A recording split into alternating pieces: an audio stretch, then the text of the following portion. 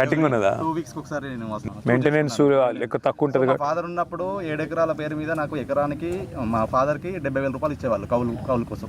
ఏది వరి అయితే? వరి అయినా కానీ పత్తి అయినా కానీ 70,000 ఇచ్చేవాళ్ళు.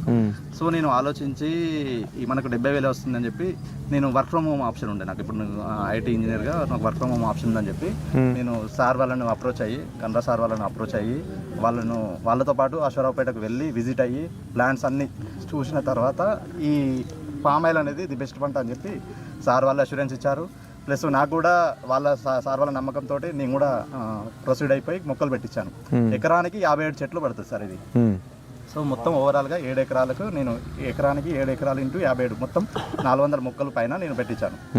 సో ఫస్ట్ 3 ఇయర్స్ నాకు కేసీఆర్ సారు అంతర్ పంట గురించి కూడా 4,200 రూపీస్ కూడా నాకు పంటకి వేశారు.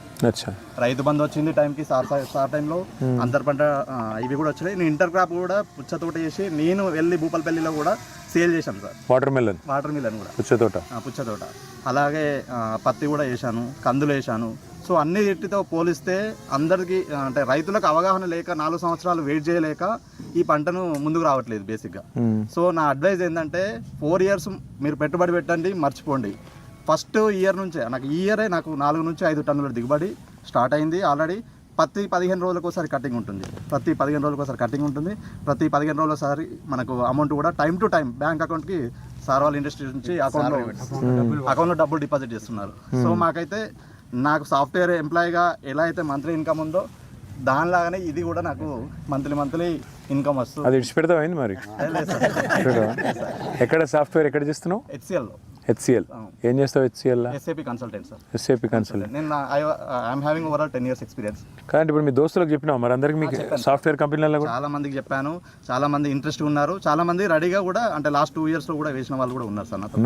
ఉన్నారు. నేను కూడా అడ్వైజ్ చేస్తున్నా రైతులకు ఏంటంటే ఈ పంట వేసి వెయిట్ చేయండి 4 years వరకు.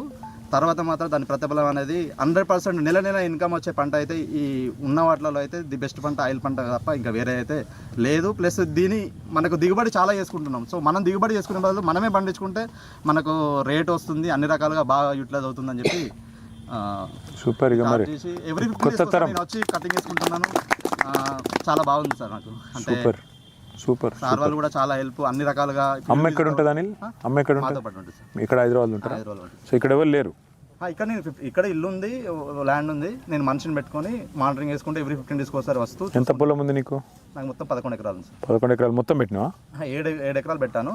రిమైనింగ్ వచ్చేసి కొంచెం వాటర్ సోర్స్ లేదని చెప్పి వేరే పంట ఇప్పించాను. మీ పేరేమంటారా? మోహన్ రెడ్డి అన్న.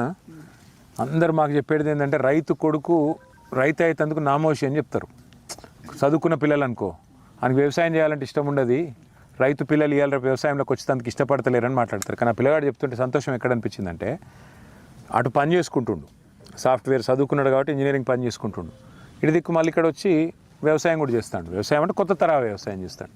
సో అనిల్ లాంటి స్టోరీలు. ఇప్పుడు నెక్స్ట్ మీ పిల్లలు అనుకో, మీ పిల్లలు ఏం చేస్తారు ఇప్పుడు? మా పిల్లలు అది సాఫ్ట్వేర్ అంటారు, ల్యాబ్కి పోతాడు. సాఫ్ట్వేరేనా మీది కూడా? అనిల్ నెంబర్ మాట్లాడతాడు, మాట్లాడి మరి అనిల్ తరాలని మీ దగ్గర కూడా. మీకెంత ఉంది పొలం? నాకు ఇప్పుడు నేను పెట్టింది అయితే 6 ఎకరాలు పెట్టినరు. 2 ఎకరాలు వేరే కాడినది కానీ దాని బావి లేదు. నీళ్ళు బాగా గుంచుతుందా ఇది పంట? అవసరమా? వాటర్ బాగానే ఉంది. చాలా తక్కువ సార్. వరితో అది వరకు 2-3 ఏళ్ళు ఏందో అనుకున్నా. ఇప్పుడు పంట కష్టాలు ఇక రమణారెడ్డి సార్ను మర్చిపోకుంటే యాది కత్తుండు. సార్ చెప్పింది ఆ సార్ చేసింది ఇదంతా అంతేనా? నాకు ఆ సార్ చేసింది. సంతోషం. ఎకరం పొలానికి పెట్టే నీళ్లు 3 ఎకరాల అమ్మాయికి సరిపోదు. 1 ఎకరం వరి పొలానికి పెట్టేది 3 ఎకరాలకు సరిపోతుందా? ఇంకొకటి ఏంటంటే ప్రకృతితో సంబంధం లేకుండా వర్షాలు పడినా ఎండలు పడినా మనకు ఈ పంటకైతే డ్యామేజ్ అవుతుంది అనేది అయితే లేదు. నష్టం అనేది లేదు. మనకు ఎట్లున్నా కూడా గెలా తీసేసుకుంటారు, అమ్ముకుంటే కొనేస్తారు. అమౌంట్ కూడా 15 daysలో ఇస్తారు. అదే వేరే పంటలు చూసుకుంటే వరి కానీ పత్తి కానీ ఇంకా వేరే ఏది చూసుకున్నా కూడా మార్కెటింగ్ మాత్రం చాలా ప్రాబ్లం ఉంది. మిర్చి కానీ ఏదైతే గ్యారంటీ కొనడం గ్యారంటీ ఏదైనా కూడా మనకు మంత్లీ ఒక రేట్ ఫిక్స్ చేస్తున్నారు. ఆ మంత్ బేసిస్ మీద ఆ మంత్లో మనం ఎన్ని టన్నులు ఇచ్చినా కూడా అన్ని టన్నుల బేస్ మీద మనకు అమౌంట్ వచ్చేస్తుంది రెగ్యులర్. అంటే ఇది కింద మీద ఏదేం లేదా? రేటు కింద మీద పైకి కిందకి నేను పెట్టినప్పుడు 12,000 ఉంది సార్, ఇప్పుడు 24,000 ఉంది. మంచి రేట్లు. ఒకవేళ రైతుకు చాద కాకపోతే 2 ఏళ్ళు ఏం చేయక ఊరుకొని చెట్టు చచ్చిపోతాడు. అలా 2 ఏళ్ళ తర్వాత అయ్యో అందరికి బాగా వస్తాయి పైసలు, నేను మళ్ళీ పెట్టుకుంటా అని మళ్ళీ వాటర్ పెట్టుకుని మళ్ళీ పంట వస్తుంది, చెట్టు చచ్చిపోతుంది. ఇప్పుడు నేను పెడితే మా వాళ్ళు కూడా మొన్నటి దానికి ఎందుకు పెట్టుకున్నావు ఆ కంప అన్నారు. మొన్న నాకు పంట వచ్చేటాలకు నేను పెడతా అంటున్నారు. ఇప్పుడు బీడీ కూడా కట్టింది సార్. మా విలేజ్ లో నేను ఒక్కనే పెట్టాను సార్, 6 ఎకరాలు పెట్టిన. 6 ఎకరాలు. మీ పేరు ఏందన్నా? సుదర్శన్ రెడ్డి. సుదర్శన్ రెడ్డి అన్న. ఏ ఊరు? గుమ్మడివెల్లి, టేక్మట్ల మండలం. గుమ్మడివెల్లి. ఎంత దూరం ఉంటుంది ఇక్కడికి వెళ్ళి? ఇక్కడికి వెళ్ళి 25 కిలోమీటర్లు. 25 కిలోమీటర్లు. నమస్కారం. అయితే నేను పెట్టినాక నా పంట వచ్చేదాకా నేను విఫలం పెట్టమన్నారు. ఇప్పుడు మనం నా పంట చూసి ఇప్పుడు 40 ఎకరాలు తయారయ్యారు. 40 ఎకరాల వాళ్ళు అడ్వాన్స్ కట్టారు. సూపర్. మీ పిల్లలు ఏమంటారు మరి? మా పిల్లలు వాళ్ళు ఏమన్నాగా నేను ఉన్నంతసేపు అయితే నేను చేస్తానని ఉన్నా. అంతేనా? 6 ఎకరాలు ఉండే, ఇప్పుడు ఇంకొక 4 ఎకరాలు కొన్నా. 4 ఎకరాలు కూడా మళ్ళీ ఫామ్ అయ్యారు. సో కేసీఆర్ సార్ మంచి ఆలోచన చేసిండు. అది ఇదని కాదు సార్, ఎవ్రీథింగ్ రైతుకు కానీ సామాన్య ఒక పుట్టిన ఈ పాపకాన్ నుంచి చనిపోయే ముసలైన వరకు ప్రతి ఇంటికి అడగకుండా కూడా సంక్షేమ పథకాలు వచ్చినాయంటే సార్ మేము అంటే గత మరి భూపాలపల్లిలో ఎందుకు కోపం వచ్చింది మీకు? చెప్పేదంతా ముచ్చట మంచిగానే ఉంది కానీ మరి భూపాలపల్లి ఎందుకు కోపం వచ్చింది? ఆశపడ్డారా? లేక ఏమైంది? ఇదే 2 లక్షల రుణం మాఫీ మీద ఆశపడ్డారా? దేని మీద ఆశపడ్డారు? మాటల వల్ల సార్. అది అంటే పబ్లిక్ నాడి ఏంటంటే 2 సార్లు ఓడిపోయిండు, 2 సార్లు పైసలు ఖర్చు పెట్టిండు. ఇక్కడ ఎమ్మెల్యేనా? అంతే. అయ్యో పాపం అన్నారు. మరి ఇప్పుడు మనల్ని కూడా అన్నారు అయ్యో పాపం అని. పరిస్థితే లేదు సార్. యూరియా దొరుకుతుందా ఇప్పుడు?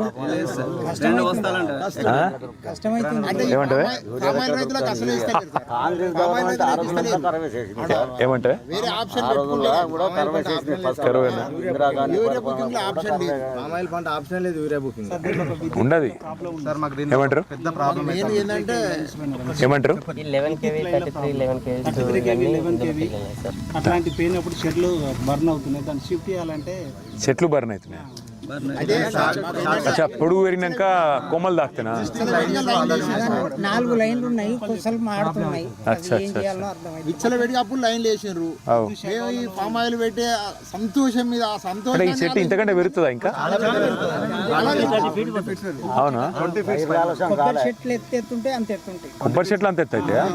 ఓహో. 30 ఏళ్ళ గడువు అది. కాసుకుంటూ పోతా ఉంటాయి.